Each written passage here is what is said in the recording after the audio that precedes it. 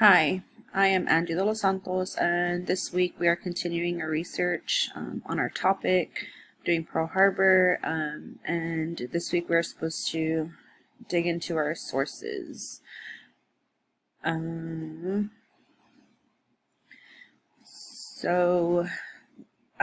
one is one of my, I have two primary sources, I guess. This one is an interview that I found with a Pearl Harbor survivor. His name is Frank Emond. He was a French horn player for the U.S. Navy. But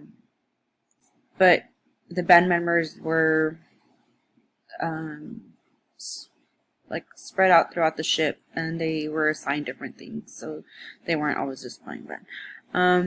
On the day of the attack, he was on the way to play some tennis with the group of that were on the ship. They saw a plane go by, and he saw something fall off of it and didn't think it was a torpedo or anything until after that they realized it was an explosion. He was close enough to the plane that he was able to see the bullets come out of it.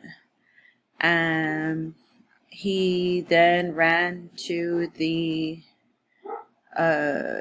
ship where they took shelter, and then afterwards it was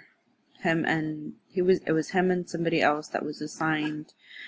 They were in charge of picking up the dead and wounded people. He talks about a memory that sticks to him. It was about helping someone who had burned skin from the explosion, so they weren't able to pick that person up from the legs or arms or anything. The uniform, what he mentioned, was shorts and a shirt, so a lot of the skin was exposed, and they had to pick them up from the shoes because all the flesh was burned. And he says that the smell of the burned flesh is something that remains with him still. When they asked him what from that day can you remember that made you most proud, he says that the crew that they worked together, they were able to fulfill their assignment and take care of everyone that was wounded or found dead. You know, they just had that. So that was an interview that I found.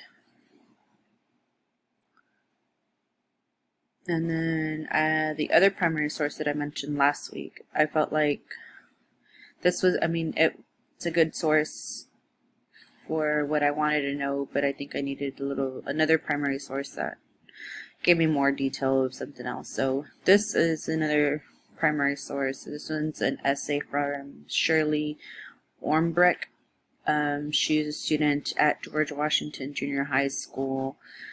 The day after the attack, they were asked they had an assembly, and the principal talked about the intolerance of races.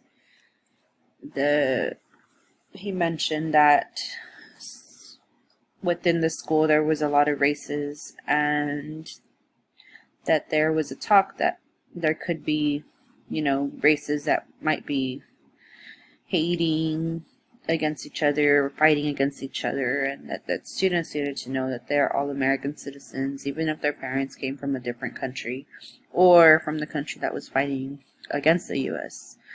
They were not the reason for the attack, and I just wanted to make sure that everybody knew that and understood that, and that was it. But I found that this was really interesting because this is the day after the attack, and there was still school. This is in Seattle. That's just kind of an insight from somebody else. My secondary source, one of them was an American entry into World War II, a historiographical appraisal. So this article talks about foreign policies before and after Pearl Harbor. The article states that there is debate with Roosevelt's policies. This article is mainly about historians that have written about the debate of Roosevelt's policies before Pearl Harbor. This one, as I was reading and scanning through it, I don't think I'd be using this one because it's not really, it talks about like just writers and their debate. It doesn't really, I guess, their opinion of the foreign policy, and not really what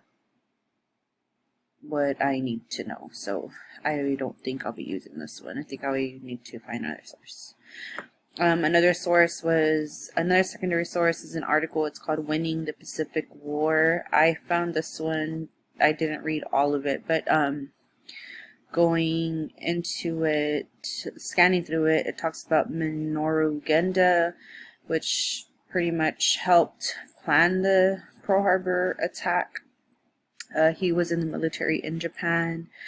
The article talks about his education, military involvement before the attack, and what part he took in the attack, and so on.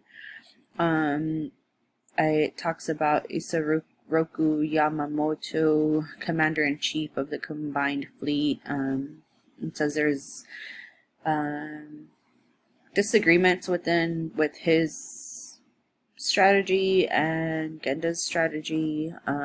So there's others that there was just issues with them, and the attack wasn't supposed to go like that, but it did, and so I'm looking into that.